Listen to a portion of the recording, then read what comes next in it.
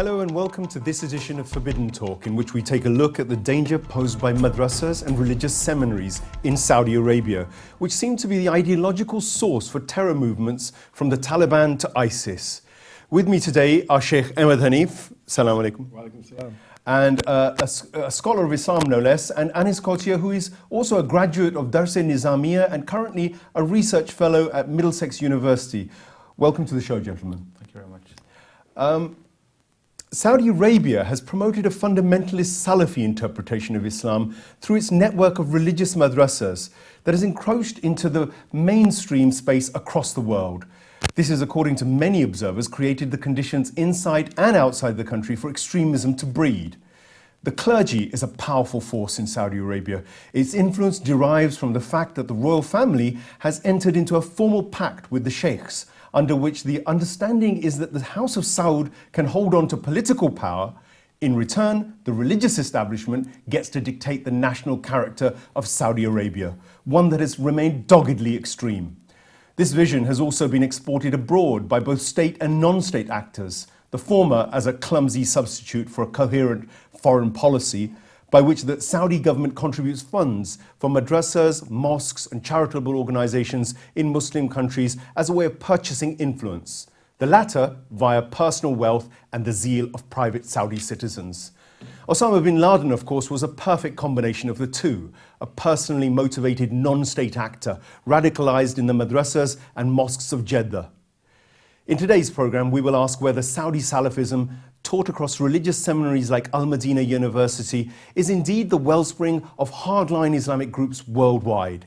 And if so, what should the world be doing about it? But before we begin our discussion with our studio guests, let's take a look at this video report about the problems posed by Saudi-sponsored seminaries. Read. Read in the name of thy Lord. The very first words of Quran ask people to read. And read they did, all branches of knowledge. They produced the finest of scientists, doctors and mathematicians. Students from across the Muslim world and beyond traveled to these schools or madrasas of the early years of Islam. Most of the madrasas today no longer impart such knowledge. They have narrowed their focus to religious studies only. Some madrasas have the limelight focused on them, but for all the wrong reasons. They have been described as hotbeds of militancy. In a world made insecure by global terrorism, the image of these religious schools has a question mark looming over it. من عنون بطريقة ونقول التيار التكفيري. عمق هذا الفكر هو الفكر الوهابي. الوهابية. هؤلاء ليسوا أتباع محمد بن عبد الله صلى الله عليه وآله وسلم. هؤلاء أتباع الشيخ محمد بن عبد الوهاب. هذه الوهابية الذي كنت عم بحكي قبل شوي عمل على نشرها وتوزيعها ودعمها وتأسيس في كل أنحاء العالم. نعم هو هذا. الآن لما بتروح على القاعدة أو داعش أو النصرة شو الكتب اللي بدرسوها؟ أي كتب يتم تدريسها؟ هي كتب الشيخ محمد بن عبد الوهاب وأحفاد الشيخ محمد بن عبد الوهاب وعلماء مدرسته مشايخ مدرسته والمفتين الذين جاءوا من بعده. هذا الذي يدرس، هذه الثقافة، هذا الفكر، هذا المنهج. وهنا تكمن الخطورة. There is not a piece of land on this earth that is not a minute away from a terrorist attack by ISIS and the followers of ISIS. I tell you, whether you're in Mombasa now, you're a minute away from a terrorist attack. London is a minute away from a terrorist attack. New York is a minute away from a terrorist attack. Because they have managed to infiltrate the literature of the mosques with the ideologues of ISIS. Take me to any mosque in Mombasa and I will show you the names of the ideologues in ISIS have already been put in the cabinets of the mosques without our brothers in Ahlul Sunnah realizing that one by one their books are being covered with ISIS ideologues. Ibn Taymiyyah, Ibn al-Qayyim, Ibn Qayyim al-Jawziyah, Ibn al-Jawzi, Muhammad bin Abdul Wahhab, all of them, they're ideologues of ISIS. The thoughts of ISIS, you'll find them in the mosques of our brothers in Ahlul Sunnah. So there we have it. Anis, Is Dr. Amar Nakrani right? And are religious seminaries in Saudi Arabia teaching religiously intolerant dogma that creates extremist mindsets? He's right. If you look at the syllabus of the Medina University in Saudi Arabia, look at the syllabuses or syllabi of other seminaries around the world, particularly which have been influenced by the Deobandi school, the curriculum, the aqaid, the belief system is more or less the same. You just need to look at what is preached from the pulpit by the likes of Abd al-Rahman as-Sudais, by the likes of Adil al-Kalbani. So these are or were imams of the mosque, the haram in Mecca. I remember seeing an interview by Adil al-Kalbani where he said that regarding Shia people, he said that average people are not kafir because they don't really have a great understanding of the Shia beliefs, but the scholars are out of the fold of Islam. So this is all based on the Ash'arite belief system, which is linked to Wahhabism, as we call it, founded in its most extreme form today by Muhammad bin Abdul Wahhab, who married into the Al Saud family, into the royal family of Saudi Arabia, and he was around in the 18th century. So the teachings that he promoted were based on Ibn Taymiyyah's teachings, very dry, very literal view of Allah subhanahu wa ta'ala, of the universe. Ibn Baz, even today, if you look at the writings of Ibn Baz and Ibn Uthaymin, both of them have passed away, of course, but look at the writings of their own progeny, scholarly progeny, if you like, people who have carried on their school of thought. They still hold a very ancient, very out-of-date view of the universe. So let's concentrate on this a little, because Yes. most people won't, even religious Muslim people, won't know who Ibn Taymiyyah is. Yes. Ibn Taymiyyah was a scholar who was around the time of the Mughals, the Genghis Khan and people of that region, of that era. So the Mongol invasion. The Mongol invasion of Iraq. And he would write that the reason why the Mongols invaded Iraq was because of letting go of true Islam. So he was reacting to a situation.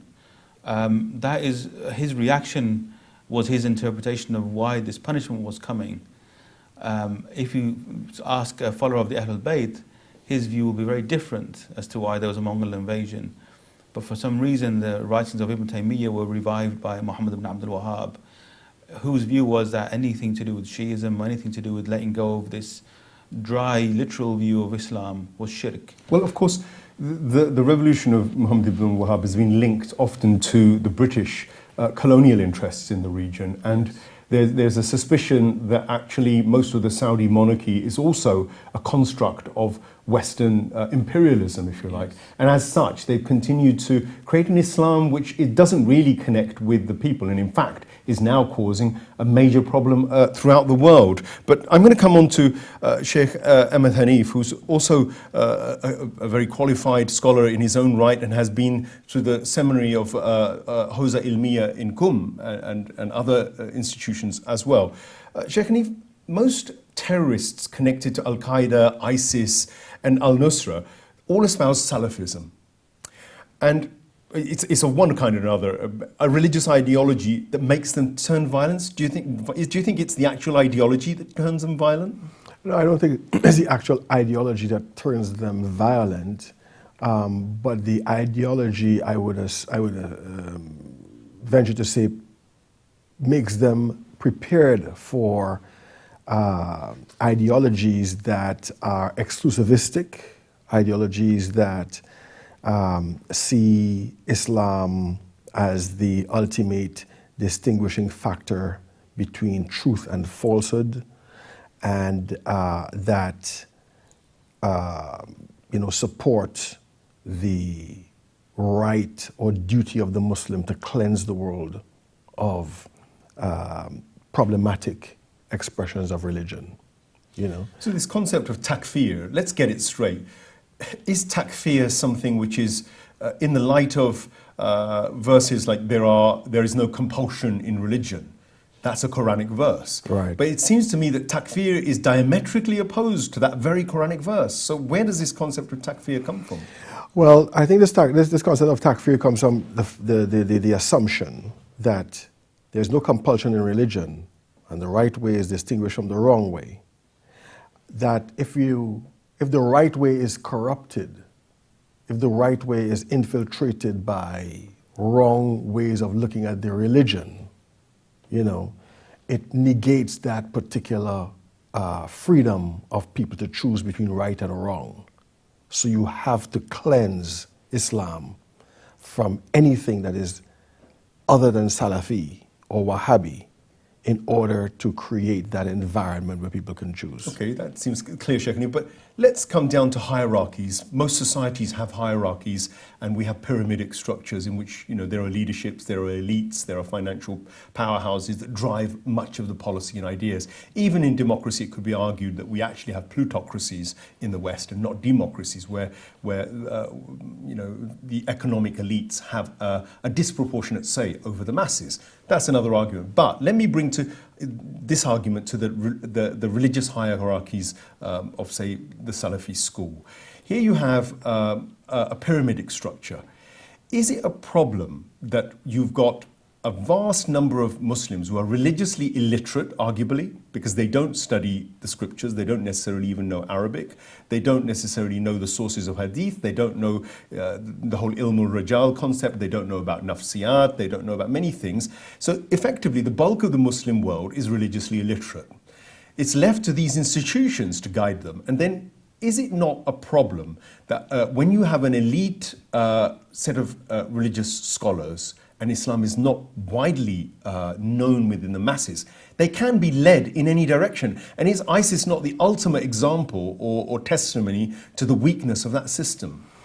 Yes, it could be seen that way. I mean, but to be fair, for example, Roman Catholicism also has a hierarchical structure, and I think many religions in general, even Protestantism, which tends to be much more, horizontal, also has its universities and so forth where it educates people, right?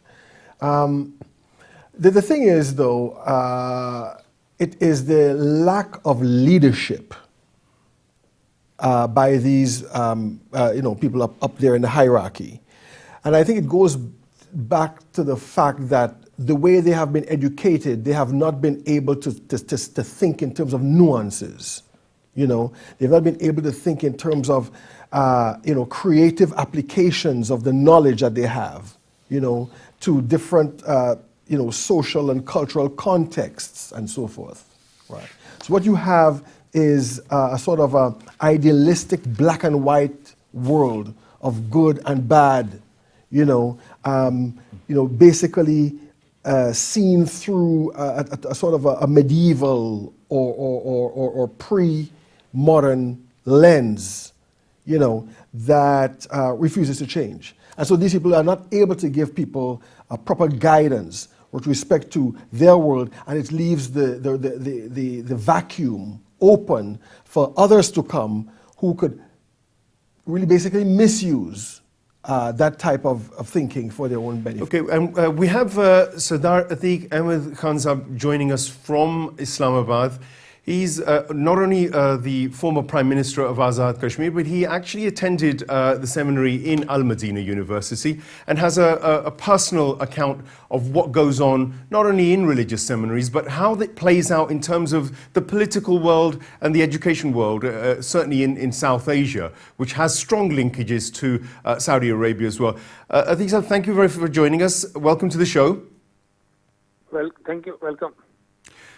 First of all, my question is, what was your notion and your experience when you went to Al-Madinah University? What did religious seminaries mean for you, and what do they mean to you today?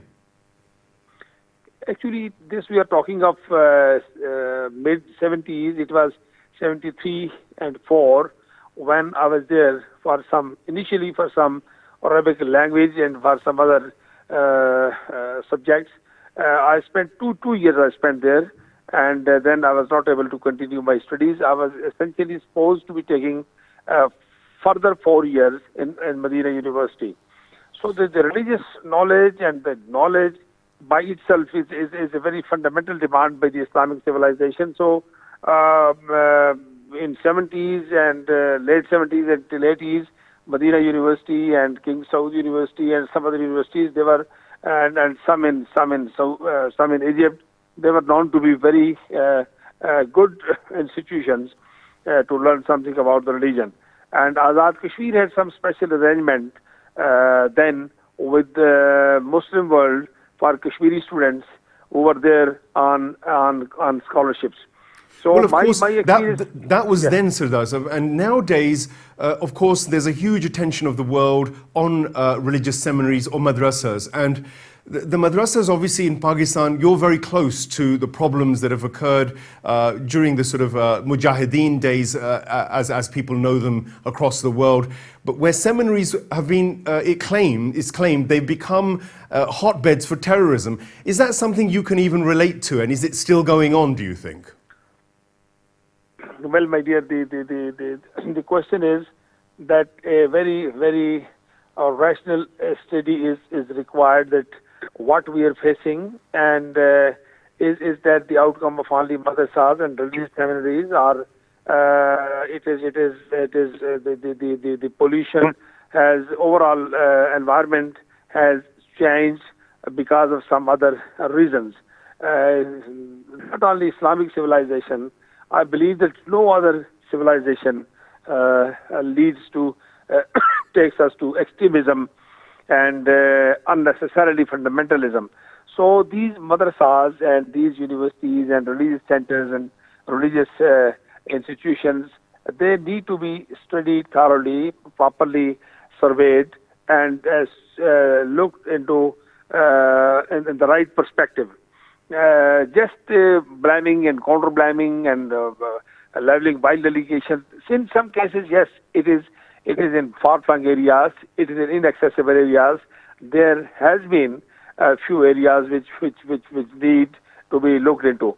But overall, talking about religious madrasas, be it Islamic madrasas or other religious teaching centers, I would simply hesitate to accept that they are the basic or main cause. Yes, maybe some of them, they have been an addition to the prevailing environment and existing fire going on, but not necessarily that they were the main source and these centers are the main cause, and they are the one who produce all these extremist elements. So we have to take the things back to the Cold War era, and the result of that time. Engagement of both superpowers and involvement of East and West and South and North and everybody, and slowly and gradually things are led to the present situation. So Islam should not be seen through some individuals and some individual acts. It needs to be seen on its merit, its teachings, and its guidance. Islam has provided a very broad-based approach to the human beings and humanity and mankind. So it would be very difficult to pinpoint few incidents, to pinpoint the whole of this stuff and attach it to some particular religion. So individual acts should not be. Yeah.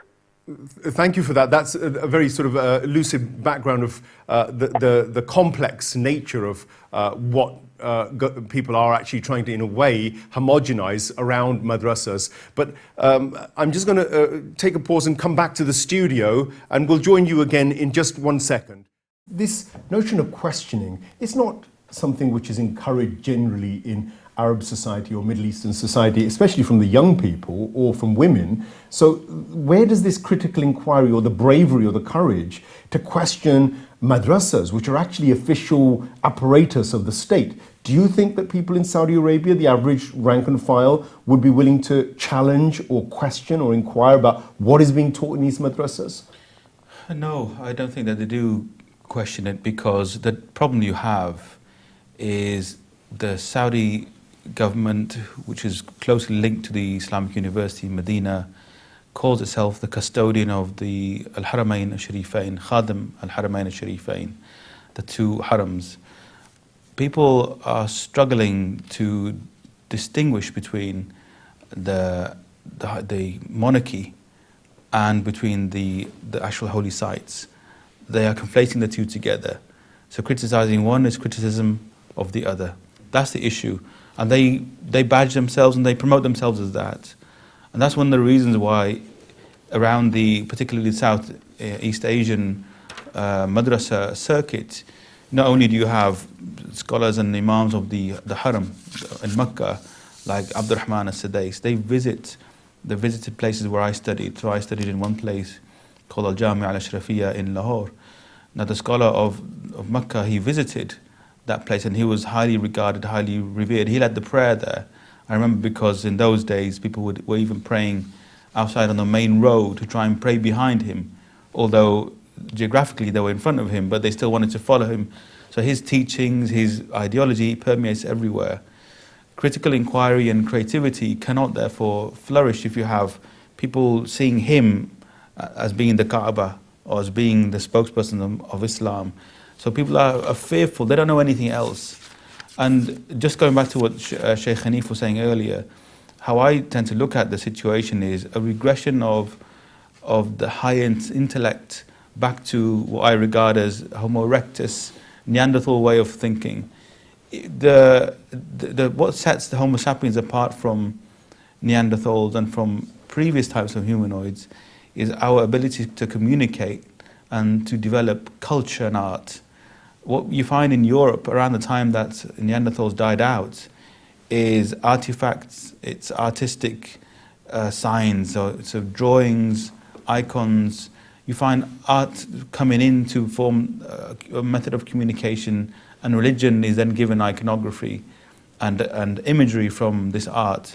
And that's what gave us the superiority to outlast and supersede previous creations. So what this dry Salafist movement is doing is putting blinkers on the mind, stopping you from thinking. All the big names like Ibn Sina and people who came out of the University of Imam Ja'far and their students, a lot of these were Ismailis, or they were who the Salafis would regard as kafir. So in order to win the argument back from the Salafis, you have to use their language, but in a way you can interpret it to suit your needs. So for example, the word kafir, it comes from kafr, which means to hide. So if you can call anyone kafir, as in you're hiding the truth makes you kafir. You can do takfir on anyone, but then to then say that person should be executed because of him not having the same ideology is where things are going wrong.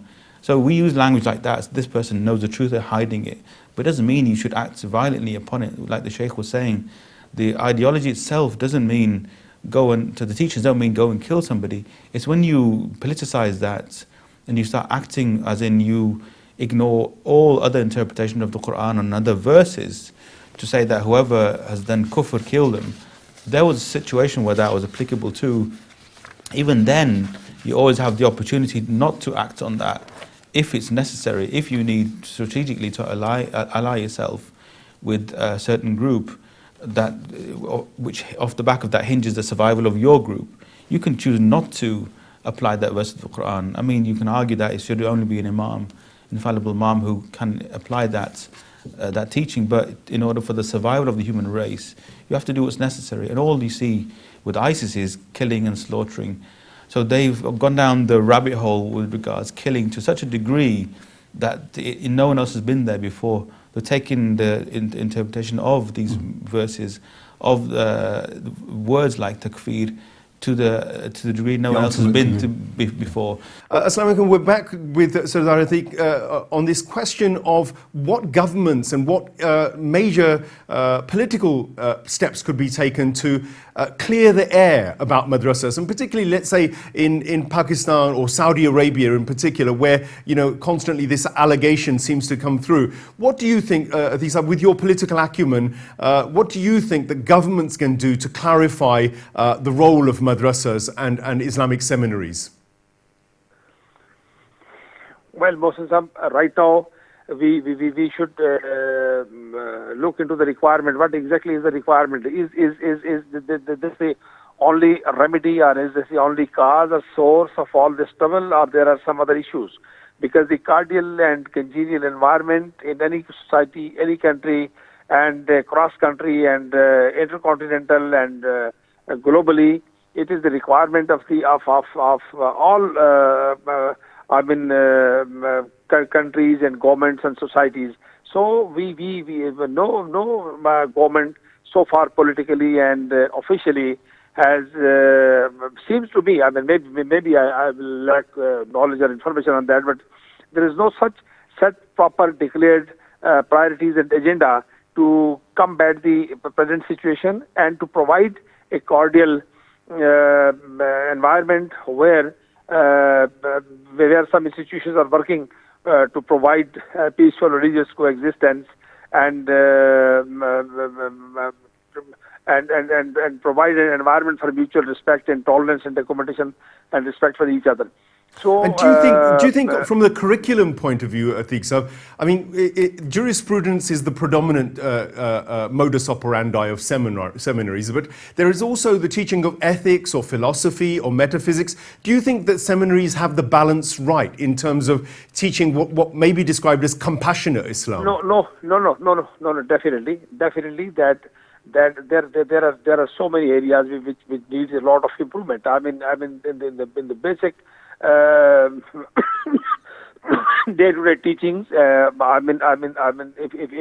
the human respect and even the teachings, the commandments of Islam, when they say that lakum dinukum waliya deen, it's a divine message that everybody has got his own way for to worship and to practice his religious commitments, and at the same time Islam has demanded that one who is beneficial for the human beings, one who is beneficial for the human beings. The basic fundamental demand and Islam demands for the respect of human beings, even much below the level of humanity. A common man, even a criminal, even a man with less ethics, he is demanded to be respected. So the neighborhood things and elders and older generation and sick and ill and handicapped people. So all kinds of guidance is very much available. That has to be provided in the curriculum, in the teachings, in the day-to-day practices, and that should be seen. And each and every madrasa or university, whether here or there in the underdeveloping countries or highly developed countries, they should be able to provide, each and every institution is supposed to be providing people as good human beings and let them do their good practices according to their religion. Well, this is fascinating because I'm looking at yourself as an example, somebody who's emerged from Al-Madinah University, a religious seminary, and has become a leader of a nation. You're obviously part of an intellectual circle there in Pakistan and have some very groundbreaking ideas. And on the other hand, from Al-Madinah University, in subsequent years, we saw the rise of people like Shaykh Bilal Phillips, who's made some outrageous, very intolerant and hateful, almost extremist statements in support of the likes of Al-Qaeda and various. How is it that two such different students can emerge from the same school? This is an interesting question for people. Brother Mohsen, this has nothing to do with the teachings. People with their own mindset, they go to the institutions and they come out with additional information or basic information or teachings or knowledge or whatever, but person-to-person case and human beings, their chemistry, that differ from each other. Islam, as far as a student of Islam and Islamic civilization, I simply fail to understand that Islam can any Islamic teaching can lead you to harm anybody, any person, any human being, or get into kind of enmity or hatred. Each and every Assalamu alaikum, you start the first meeting you come across, you offer, you present to somebody, and you expect to be reciprocated, is asking and offering. First, it offers peace and protection for you, Allah's protection for you, and same is expected back and demanded back. So from there till end, the respect for the best level of human respect has been demanded by Islam and Islamic teachings.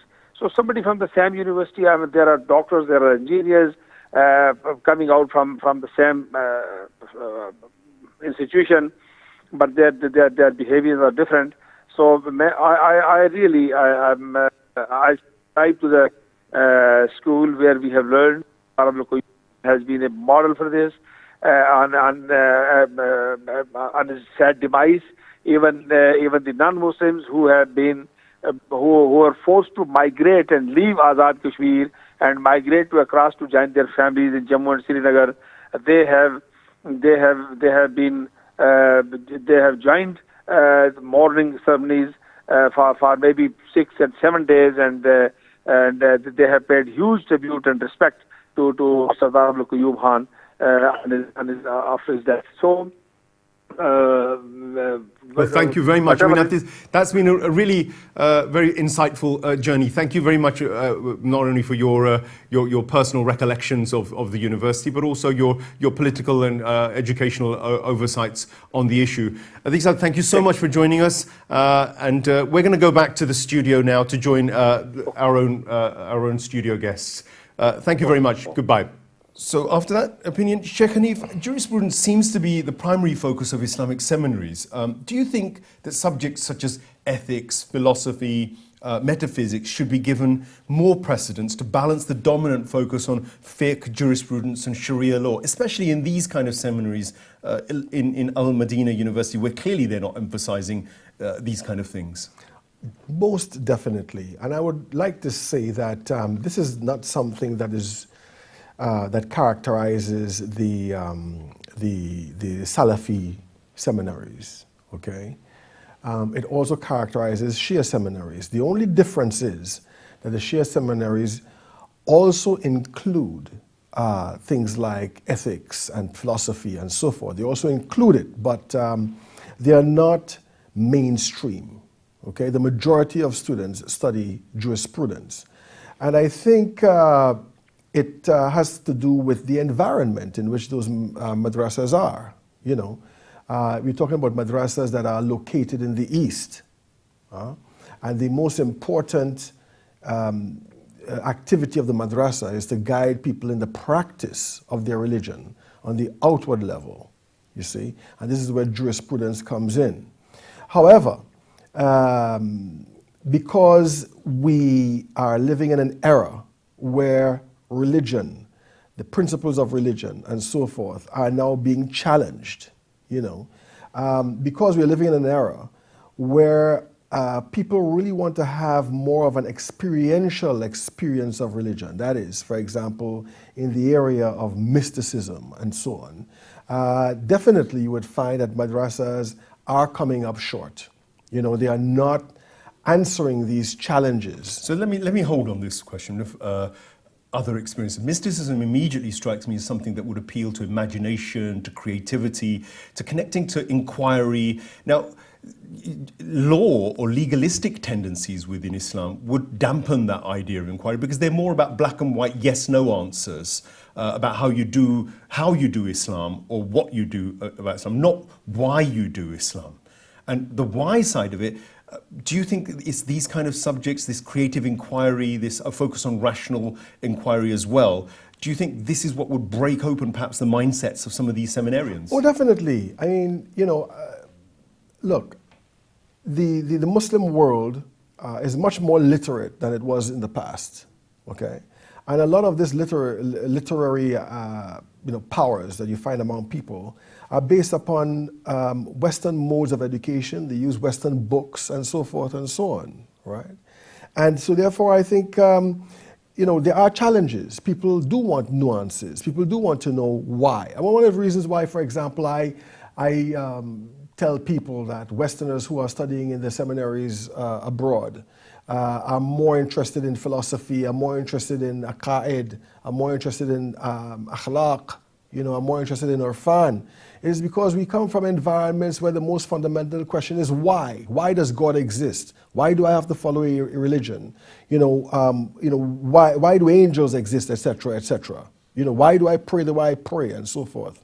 Whereas in the eastern part of the world, the most important question is how, because they're already believers. How do I pray? How do I deal with doubt in my prayer, and so forth and so on.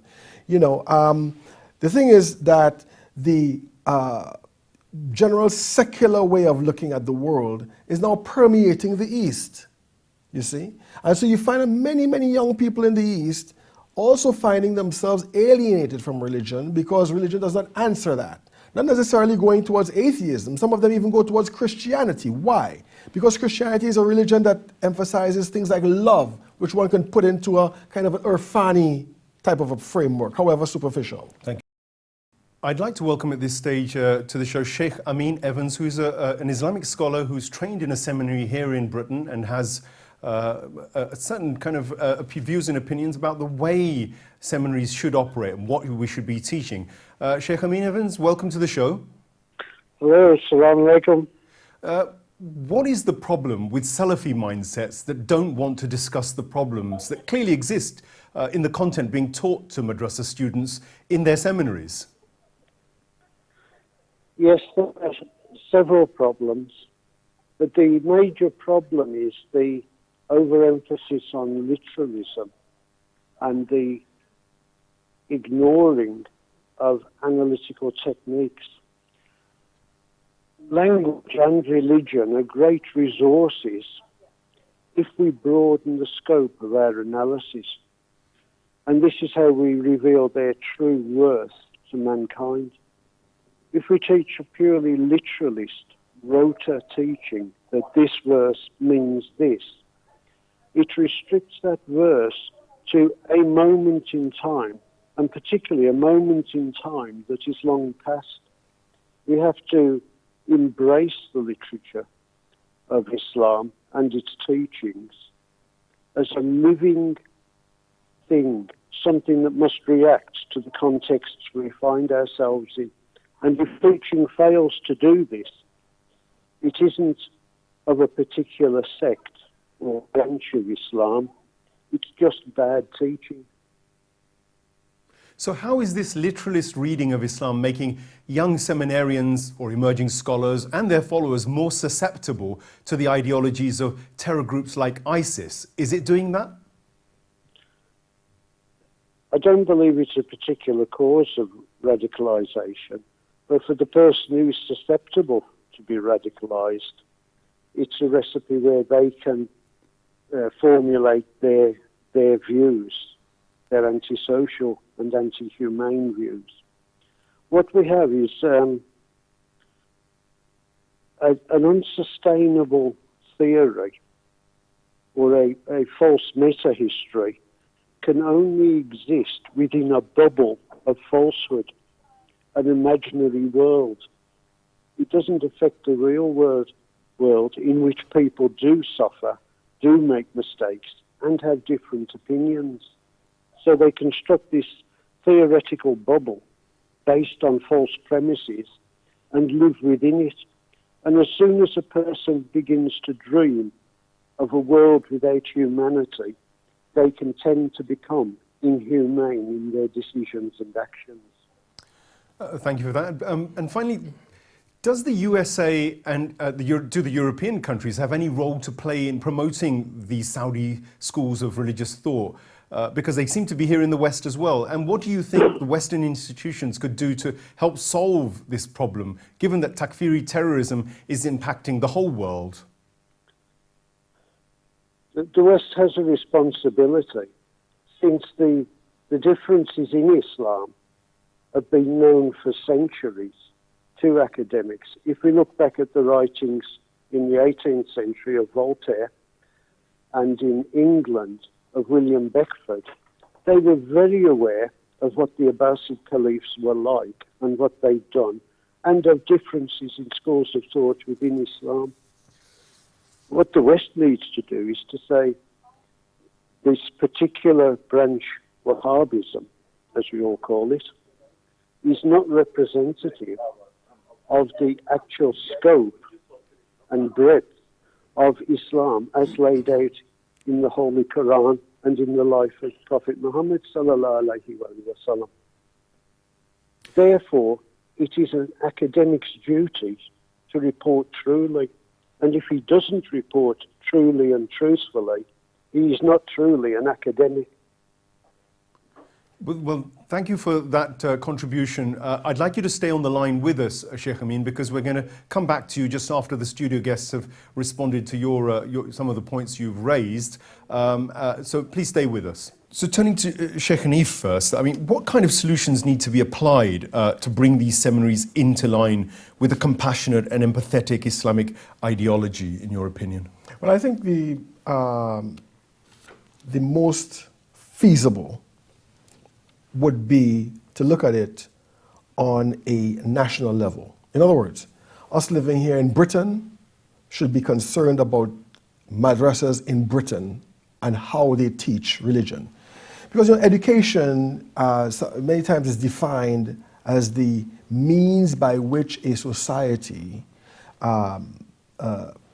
maintains its values and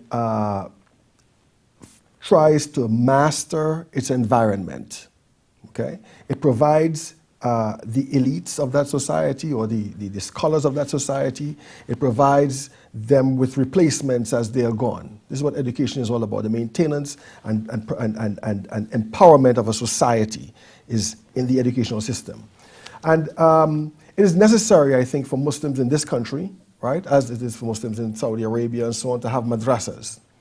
And it is for the communities in these societies to know the danger of this type of black and white, literalist type of education, which does not really fit with the mindset of people in a Western society, or one can say even in societies anywhere in the world that is plugged in to the general world types of ideas. So I think in madrasas in our community, it should be emphasized that the intellectual sciences also be taught. It should be emphasized that madrasa should be a source of teaching spirituality. Many madrasas do not teach spirituality. They teach about, for example, legalistic awareness. Okay, they even teach, like in the Shia madrasas, for example, they teach, scholastic types of reasoning and philosophy and so forth, right? But to teach spirituality, teach about personal transcendence. Okay, this is something I think that has to be revived, because we are talking about wisdom, not necessarily only in the application of formulae or thought to certain situations. Right now we exist in a world that is very unpredictable, a world that is escaping the capability of human beings themselves to grapple with the results of their own mistakes. Climate change, for example, is something almost insurmountable. In a situation like this, what we need is wisdom to be able to act in the right way at the right time. And I'm going to welcome back Shaykh Amin Evans to the show and ask him what kind of solutions need to be applied to bring these seminaries into line with a compassionate and sympathetic Islamic ideology, Shaykh Amin. The most important thing in regulating our education is to educate parents of what they should expect of education. I don't believe that many parents send their children to madrasas or higher madrasas for them to come back as robots. We hope that they will come back as thinking human beings, fine examples of Islam, and it's really the community as a whole that must demand of anyone who says they are an Islamic institution that from start to finish they are run on truly Islamic principles. And in one of the essences of Islam is the broadness of who Allah subhanahu wa ta'ala calls a believer, and friends of believers, and his friends. All this must be taken on board. And it's not about a draconic regulation by government.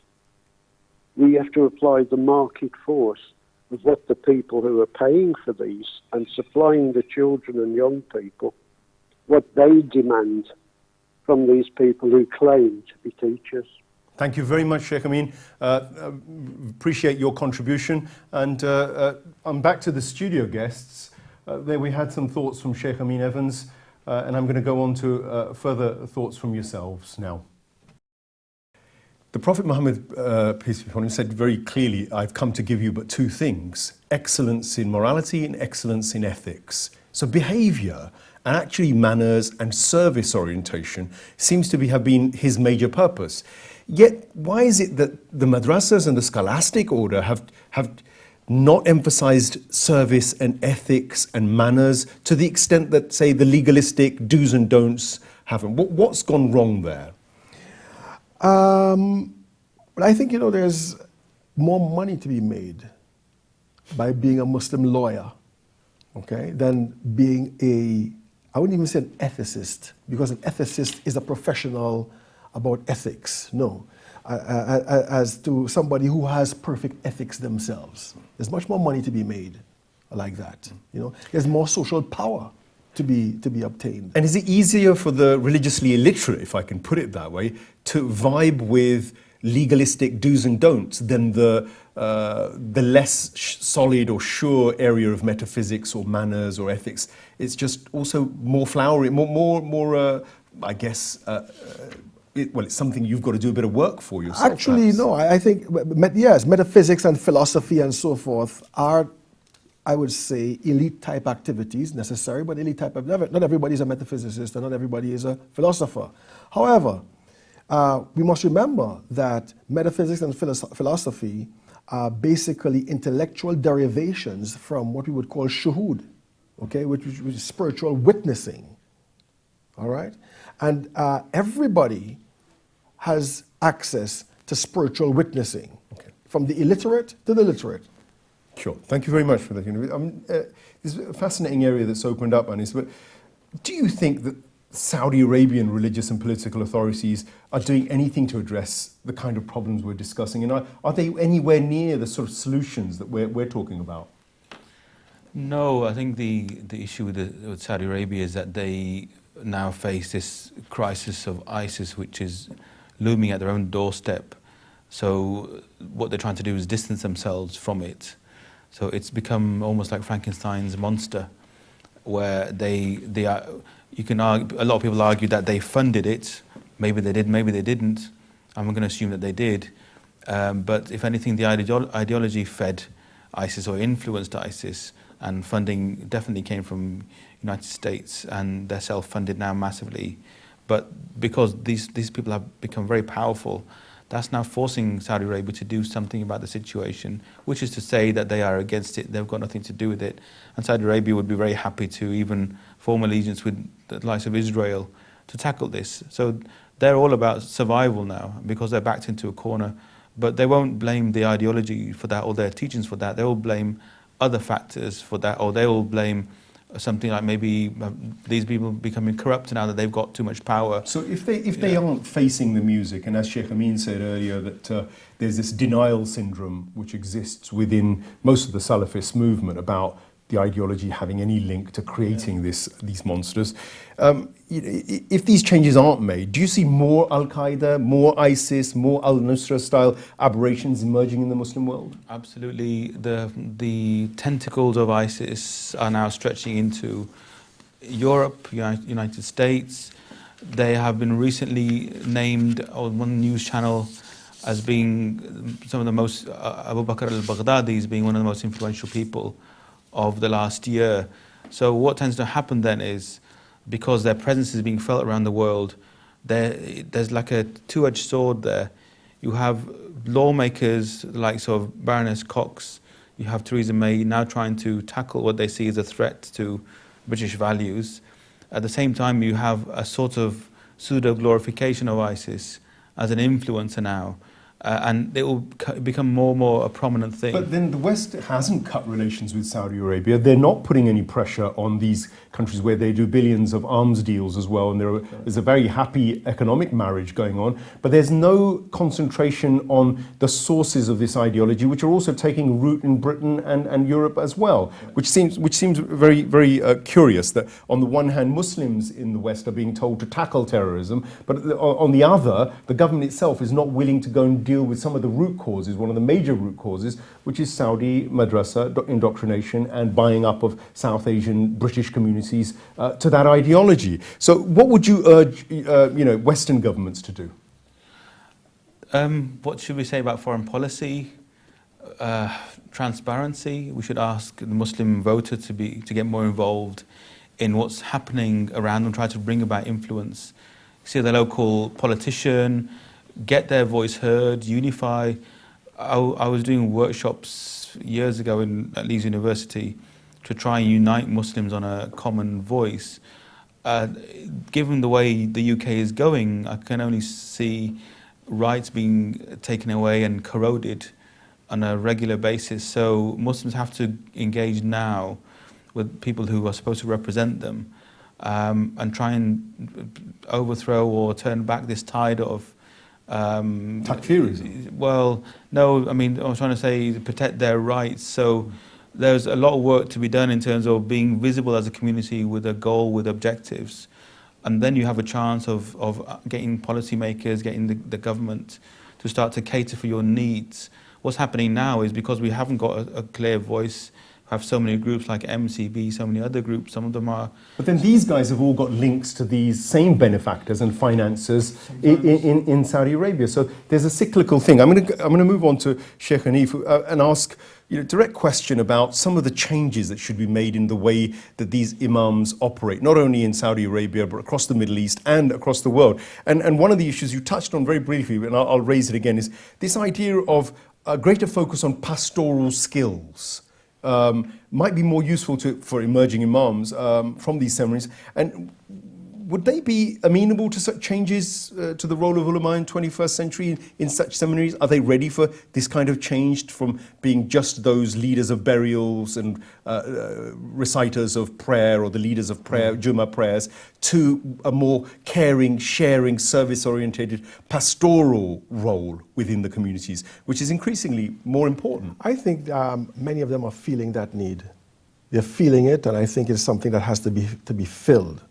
And you find that in the West, I would go even further and say that what we need among them are also to be community leaders. You know, they need to be those people who can criticize the environment in which they live, you know, within a truly democratic sense. You know, what we find right now in many of the centers that we have is that a large number of the ulama that run many of these centers in both the Sunni and the Shia schools are ulama who are from the outside, okay? Ulama who are not grounded in the culture of the countries in which they serve, you know? And also ulama who might be afraid to criticize governmental policy and so forth because they are afraid that their visa will not be renewed. You see? So this idea of vocational training that you also raised, the skills, could these skills involve such things as psychological counseling skills, administration, as you said, community development skills? I mean, they seem like no-brainers. And in the West, the priesthood here, the Christian priesthood and the Jewish, if you like, rabbis, undergo this sort of training regularly. How much of an impact would that kind of direction have on a country like Saudi Arabia, which is currently going into default? We're going to create robot Muslims, binary thinkers, 0-1 style thinking, and it's almost like press button robot Muslim that they're creating. Can they break free of that? Hey, there's a hadith that says one of the signs of the coming of the Imam is the rising of the sun in the west.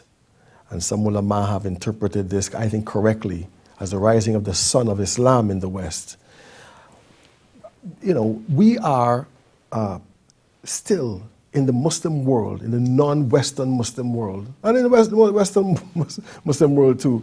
We are in a sort of dark age of Islam, okay, where the civilization of Islam, okay, to a large extent has crumbled under the weight of its own internal problems, as well as the weight of a rising West that dominated it.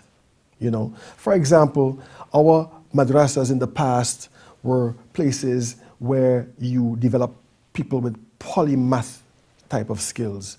You had philosophers coming out of there, you had doctors coming out of there, you had engineers and geologists coming out of there, and people who are very much also versed in their Islam. Today, the seminary is purely to teach Islam, okay, in its most stereotypical sense. Now, we find in the West the need for things like community development. In seminaries outside the Western world, okay, all of them, the idea of community development is not even imagined as a subject to be approached in a seminary. The idea of family counseling, a professional family counselor, okay, who is knowledgeable in psychology, who has studied family relationships and how you can intervene and so forth. Right? These things are absent and are not on the radar in these areas. Well, gentlemen, thank you very much. And we're just going to come with two final concluding talks. And it's first for you, if you had to summarize what Islamic madrasas or seminaries should be doing to steer away from this direction of violent extremism, if you like, which is quite clearly linked to certainly the Salafi madrasas in the Saudi at least. What would you advise? I'll say we have to rewrite the syllabus, the curriculum. We have to retrain imams. I think we have to put a lot more effort into science, understanding our universe, understanding us as human beings. Then we can at least give Islam some credence, make it real, rather than it appearing to be a kind of hobby, if you like, to the Western world, and move away. That's the only way you can bring that creative thinking about and move away from the single-minded or narrow-minded dry ideology of the Salafist movement, which has spread all over the world now. So that's what I believe we have to do. Well, and it seems to be underlining your idea of Muslims living in the cradle of knowledge, as it were, perhaps in London and in the Western field where the greatest universities now quite clearly exist and the most money exists. Is it really a responsibility to influence the madrasas in the East through the madrasas of the West, perhaps? Is that the solution, or give me your final verdict in what madrasas should be doing to change, to be compatible to 21st century living? I think we are at the cutting edge here in the West, so the change has to take place in the West. Once the change takes place in the West, it will impact upon the East. It will impact upon the East by, for example, our intellectual products, for example, our methodologies and so forth, which when tried here will be implemented there. Because actually we are now into a world culture, In the East, they're becoming as Western as the West, you see? And I think we have a very big role to play here. Now, we might be in a catch-22 situation, you know, in the sense of who's going to drive this. I think the people here have to drive this. And I think what we have developing now are grassroots movements that are aware of these types of problems, and they themselves could probably generate that type of interest in the community.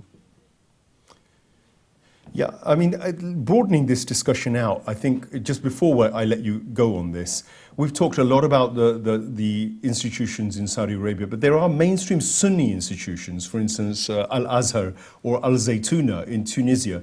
Is there any hope in those areas or for this kind of change, and perhaps even Qom and Najaf, where the Shia element is? Yeah, I think there is, but it requires the emergence of authorities, you know, unquestionable authorities who are open-minded, who are forward-thinking to be able to do this. I think the emergence of Imam Khomeini, rahmatullah, on the scene in Iran has opened up the teachings in the madrasa to be much more universal, you know. So it requires, I mean, it still has to exist within that particular structure, okay? And within the structure, you need people who emerge, who are able to change it from within. It cannot be changed from without. Oh, that's very fascinating, a really interesting insight into a world which is closed off and a taboo subject.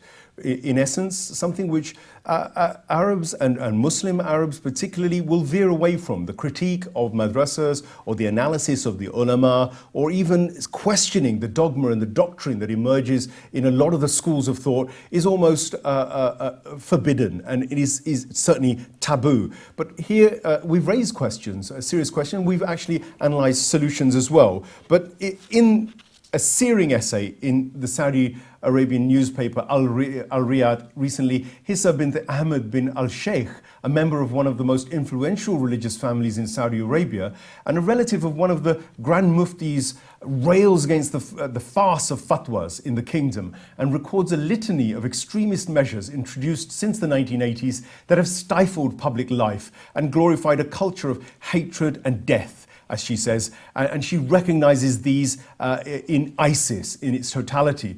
This is a culture disseminated via state media, the national curriculum, and the public order laws, legislation that many Saudi intellectuals warned against many years ago. The long-term solution to the constant reincarnation of radical Islamic political movements doesn't lie in grand public gestures like anti-terrorism funding, strong statements of condemnation, or rehabilitation of clinics of radicals, but in dismantling state-sponsored religious indoctrination. As the ISIS threats march on, the old calculations no longer work, and the establishments like the Saudi Arabian government need to perhaps act now. That's all for this edition of Forbidden Talk. Goodbye.